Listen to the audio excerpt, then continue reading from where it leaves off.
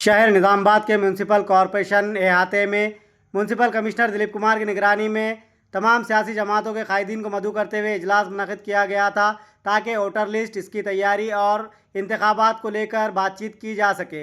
लेकिन बीजेपी के ज़िला सदर दिनेश कुमार की जानिब से निज़ामाबाद को इंदौर से मौसूम करने और इंदौर कहने पर इमाम कायदीन भड़क उठे और ये इजलास हिंदू मुस्लिम मसले में तब्दील हो गया और जय श्री राम, अल्लाह अकबर के नारे गूंज उठे। आइए देखते हैं तफसीली रिपोर्ट। ఇది సరిగా కావాలండి. గడబడి కాకుండా ఎలక్షన్ జరగాలంటే అందరి యొక్క సమన్వయంతో పోవాల్సిన అవసరం ఉంది. మీరు ఏదైతే గత 4-5 రోజుల నుంచి కాంప్రాంగ్ చూద్దాం చేస్తున్నారు, అలాంటి డ్రాఫ్ట్స్ ఏమైనా ఉన్నా కానీ పెడితే ఇంకేదైనా ఆబ్జెక్షన్స్ ఉన్నా రేజ్ చేయొచ్చు. కానీ మీరు 9th, 10th రోజు మీరు ఏదైతే పబ్లిక్ చేయాలనుకుంటున్నారో 10th పబ్లిక్ చేసిన తర్వాత మేము ఎవరైనా కూడా ఆబ్జెక్షన్ చేసినట్టుకుంటారు.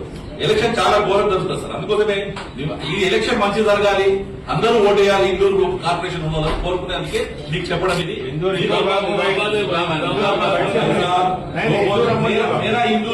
అక్కడ